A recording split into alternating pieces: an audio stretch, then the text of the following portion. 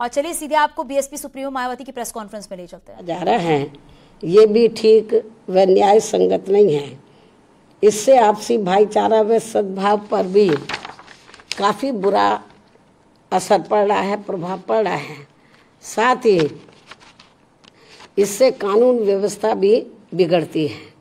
Maharashtra state में अब ये सब कुछ हमें यहाँ देखने के लिए मिल रहा है और हालात इतने ज़्यादा खराब हो गए हैं कि वहाँ अब राष्ट्रपति शासन लगाने की भी काफ़ी मांग जोर पकड़ रही है।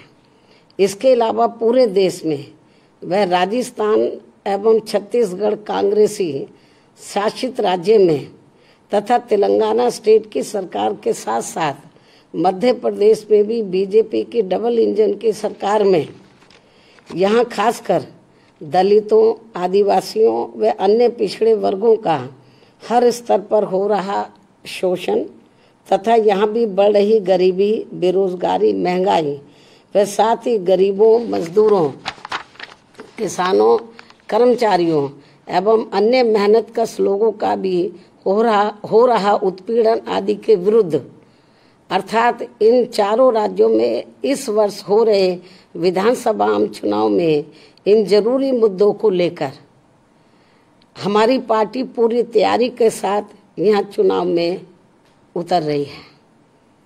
इतना ही नहीं बल्कि इन सभी मामलों में यहाँ की जनता को जागरूक बनाने एवं चुनावी तैयारी के लिए भी बीएसपी केंद्रीय यूनिट ने पार्टी के नेशनल कोऑर्डिनेटर श्री आकाश आनंद को तथा इन चारों राज्यों के केंद्रीय कोऑर्डिनेटर व राज्यसभा सांसद श्री रामजी गौतम को भी मुख्य तौर पर लगाया हुआ है, जो मेरे दिशा निर्देशन में यहाँ इसी महीने से इन सभी जरूरी मुद्दों को लेकर पार्टी कार्यकर्ता सम्मेलन के जरिए अपना चुनावी अभियान भी शुरू कर रहे हैं। मुझे पूरी उम्मीद है कि इन चारों राज्यों में पार्टी के लोग यहाँ इस वर्ष होने वाले विधानसभा आम चुनावों में पार्टी व अपने हित में इनका जरूर लाभ लेंगे। मैं भी यहाँ विशेष तौर से ध्यान दूंगी। वैसे आप लोगों को मालूम है कि अभी कुछ दिन पहले मैं तेलंगाना स्टेट में भी गई और वहाँ हैदराबाद में खास तौर से विधानसभा आम चुनाव को लेकर बड़ी ऐतिहासिक रैली हुई जिसमें कई लाख लोगों ने भाग भी लिया और वहाँ तो चुनाव अभियान की शुरुआत भी कर दी गई है।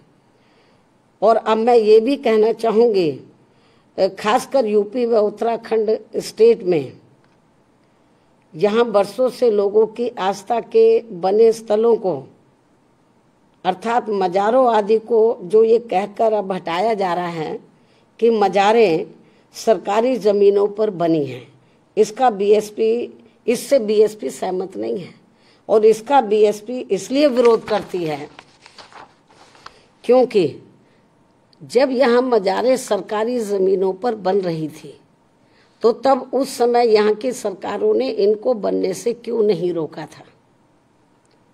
बरसों से मज़ारें बनी हुई और अब यकायक उनको तोड़ने का प्लान बना दिया गया तो ये तो ठीक नहीं है। तो इसमें हमें राजनीति ज़्यादा नज़र आती है और अपने राजनीतिक स्वार्थ में किसी की धार्मिक भावनाओं को या और उनकी आस्था को ठेस पहुंचाया जाए तो मेरे ख्याल ये उचित नहीं है। साथ ही पिछले कुछ समय से देश में लव जिहाद व जबरन धर्म परिवर्तन आदि कराने को भी लेकर तथा इनकी आड़ में जो अब देश में धार्मिक उन्माद पैदा किया जा रहा है ये भी ठीक नहीं है। देश की जनता इनसे जरूर सावधान रहे।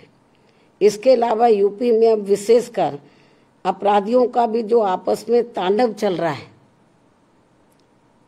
तो इससे जनता में काफ़ी दहशत व्याप्त है। सरकार को इस ओर जरूर ध्यान देना चाहिए। बीएसपी की ये सरकार को सलाह भी है। अब मैं अपनी बात यहीं समाप्त करती हूँ। धन्यवाद। जय भीम व जय भारत।